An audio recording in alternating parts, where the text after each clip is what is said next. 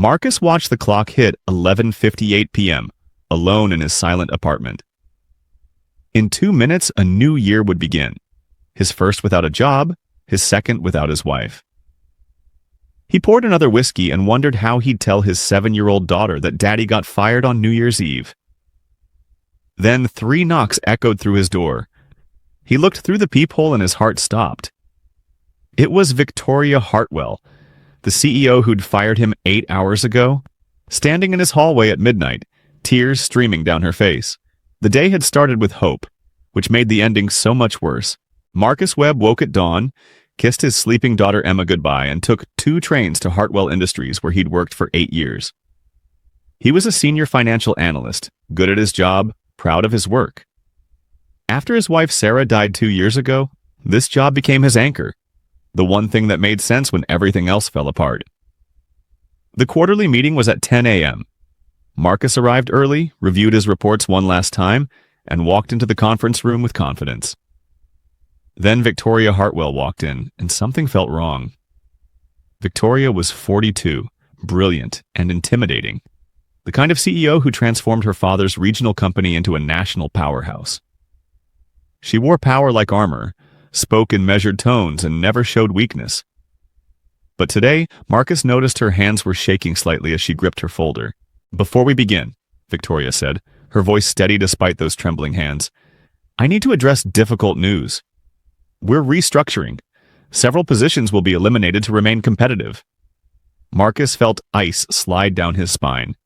By 3 p.m., he sat in HR Conference Room B, facing Miranda from Human Resources and, unexpectedly, Victoria herself.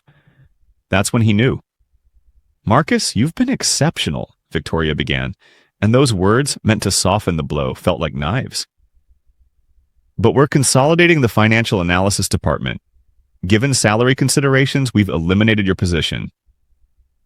Salary considerations. Corporate speak for "you cost too much." Too much because he'd negotiated better pay when Sarah died, and he became the sole provider. Too much because he had a 7-year-old daughter, and rent and medical bills still unpaid from his wife's accident. 3-month severance, Miranda said, sliding papers across the table. 6 months benefits, outplacement services. 3 months to find a job. 3 months before everything collapsed. "Your last day is today," Victoria added quietly, not meeting his eyes. "We need your badge by Friday." Today. Fired on New Year's Eve. The universe had a cruel sense of timing. Marcus cleaned out his desk in a fog, 8 years in a cardboard box. He picked up Emma from school, took her for pizza, let her play arcade games until she was laughing and happy. He didn't tell her, not yet, not on New Year's Eve. He tucked Emma into bed at 11, her stuffed rabbit under her chin, her nightlight painting stars across the ceiling. "Love you more than all the stars in the sky, baby," he whispered. Then he poured whiskey and stood at his window, watching fireworks explode over the city. Everyone was celebrating. Everyone had hope. Marcus had nothing but dread. At 11:59 p.m., 3 sharp knocks shattered the silence. Marcus froze. Who knocked at midnight on New Year's Eve? Emergency? Wrong apartment? He checked the peephole and his breath caught. Victoria Hartwell stood in his hallway, wearing jeans and a sweater instead of her power suit, her hair loose around her shoulders, mascara smudged under her eyes like she'd been crying. She looked terrified. Marcus opened the door, speechless. "I know this is inappropriate," Victoria said, her voice shaking. "I've been in my car downstairs for 2 hours trying to leave, but I couldn't start the new year without telling you the truth." Outside, midnight struck. Fireworks exploded. People cheered. Marcus stared at the woman who'd fired him, utterly confused. "Can I come in?" she asked. He stepped back. She walked past him into his small, shabby living room, past the worn furniture and plastic storage bins, and his daughter's drawings thumbtacked to walls because he couldn't afford frames. Victoria looked around, but there was no judgment in her face, only sadness. "I need to explain everything," she said. "It won't excuse today, but you deserve the truth." They sat on opposite ends of his couch, the same couch where Emma had fallen asleep an hour earlier. Outside, fireworks painted the windows in cascading light. "Do you remember the company retreat 3 years ago?" Victoria asked. "You gave a presentation about sustainable investment strategies." Marcus remembered. A year after Sarah died. He'd almost skipped it. "You talked about legacy," Victoria continued. "About building something that would matter 50 years from now. About the world we'd leave for our children. And when you mentioned your daughter, your whole face changed. You looked lit up from inside." She paused, hands clasped tight in her lap. "That was the moment I fell in love with you." The words hit Marcus like a physical blow. "I know how that sounds," Victoria rushed on. "I know how inappropriate it is. I was your CEO. I had all the power. So I swore I'd never act on it, never say anything, never cross that line. For 3 years, I've been completely professional, haven't I?" Marcus thought back. 3 years of meetings, reviews, interactions. Always professional, always fair. He'd never suspected anything. "You have," he admitted. "But I've been watching you," Victoria said, her voice cracking. "Watching you work twice as hard as anyone else because you have someone to provide for. Watching you take calls from Emma's school and seeing your face go soft when she says daddy. You're not just good at your job, Marcus. You're exceptional. Your insight shaped our strategy for years. You saved us millions." "Then why fire me?" The anger erupted before Marcus could stop it. "If I'm so exceptional, why am I out?" Victoria flinched but held his gaze. "Because the board gave me a number. Cut $4 million from payroll or lose my job. I fought for 2 months. I put together 3 different plans to save your position. But they wanted senior analysts gone. The high salaries cut. When I kept pushing back, they made it clear they'd find a CEO who would comply. So you chose the company over people's lives. I chose to save 48 other jobs," Victoria shot back. "They wanted 12 positions eliminated. I negotiated down to 4. I made deals and promises I'm not sure I can keep. But I still had to cut 4, and the numbers pointed to you. Not because you weren't valuable, but because your salary was the right size to hit the target." Marcus heard the exhaustion in her voice, the genuine pain. "I could have saved your job," Victoria continued quietly. "I could have restructured my own compensation, eliminated executive bonuses. But then the board would have investigated why. Eventually, someone would discover I had feelings for you. And everything I've built, all my credibility, every battle I've won, would be dismissed as emotional decisions from a woman who couldn't separate personal from professional. Every sexist stereotype confirmed." Tears shone in her eyes now, though she refused to let them fall. "So I made the professional choice. I fired you even though it destroyed me. I sat in that meeting and watched your face, and I hated myself. Then I went to my office and cried for 2 hours, something I haven't done since my father died. I went home to my empty house and realized I'm 42 with everything I'm supposed to want, but I'm completely alone." Marcus didn't know what to say. His entire understanding of this day, of this woman, was shattering and rebuilding simultaneously. "I have no right to dump this on you," Victoria said, standing.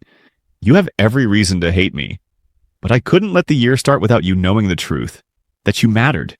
That you matter, not just as an employee, but as a person." She pulled an envelope from her pocket and set it on the coffee table. "Letter of recommendation. But not the standard corporate one. I called every CEO I know in your field. Made introductions. 3 companies want to interview you next week, all offering at least 20% higher than Hartwell paid." Marcus stared at the envelope. "Why?" "Because I love you," Victoria said simply. "And even though I can't have you, I can make sure you and Emma are taken care of. Consider it penance." She moved toward the door, and Marcus suddenly realized if he let her leave, something precious would walk out forever. Not just opportunity, connection, the kind that felt rare and real and terrifying. "Wait," he said, standing. Victoria stopped, hand on the doorknob. Marcus crossed the room until he stood behind her. If I wasn't your employee, if we'd met some other way, would you have told me? She turned, looking up at him. Yes, 1,000 times yes. But you were my employee. I had power over your career. There was no ethical way to act on my feelings. There still isn't. I'm not your employee anymore, Marcus pointed out. You're vulnerable, grieving, dealing with unemployment and single parenthood. I won't take advantage of that. What if I'm tired of everyone treating me like I'm fragile?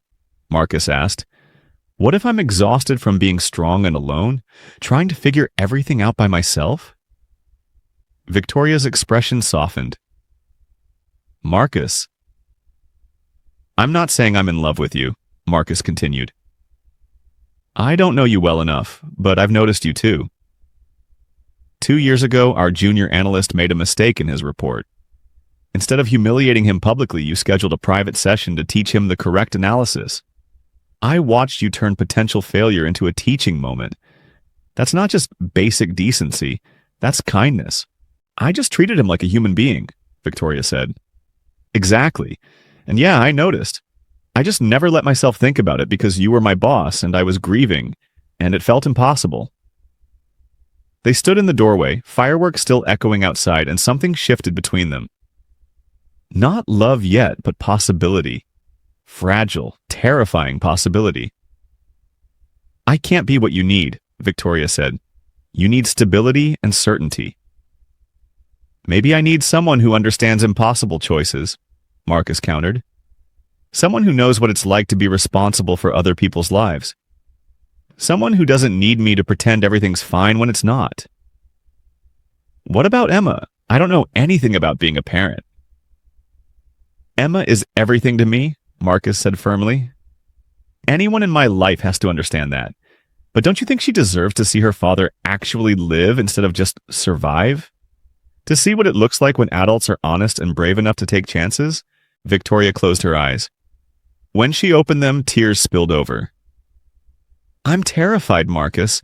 I've spent my life building walls and staying in control. You're asking me to knock them down for something that might not work. I'm terrified too, Marcus admitted. But what if it does work? What if we're both so busy protecting ourselves that we're missing something really good? Marcus made a decision. He reached out and took Victoria's hand. She stared at their intertwined fingers like she was seeing a miracle. I'm not asking for commitment, Marcus said. I'm asking you to have coffee with me next week. As two people who aren't boss and employee anymore. Two people who are both scared and alone and maybe tired of being scared and alone. Can you do that? Just coffee? Victoria laughed, somewhere between a sob and genuine amusement. Nothing about this is just anything. Then complicated coffee, messy coffee that we'll probably overthink. But coffee. She looked up at him, all her walls cracking, fear warring with hope. Thursday, Rosie's Cafe near my house, 9 a.m. If you show up, we'll talk. If you don't, I'll understand. I'll be there, Marcus promised. Victoria squeezed his hand once, then let go and opened the door. Before stepping out, she turned back. Thank you for not hating me. Thank you for being brave enough to knock. She smiled, a real smile that transformed her face. And then she was gone, footsteps echoing toward the elevator. Marcus closed the door and leaned against it, heart pounding. He had no idea if he'd made the best decision of his life or the biggest mistake. He had no idea if Thursday would lead anywhere beyond awkward conversation. But for the first time in 2 years, he felt something other than grief and exhaustion. He felt alive. He felt possibility. He walked to Emma's room and stood in the doorway, watching his daughter sleep peacefully, her stuffed rabbit tucked under her chin, nightlight stars swirling across the ceiling. We're going to be okay, baby, Marcus whispered. I don't know how yet, but I think we're going to be okay. Across the city, in an expensive house that always felt too empty, Victoria Hartwell stood at her window watching the last fireworks fade and let herself believe in something she'd stopped believing in long ago. Hope? The kind that comes from 3 knocks at midnight. the kind that comes from impossible choices and two broken people brave enough to stop being alone. The kind that maybe, just maybe, could build something beautiful from broken pieces.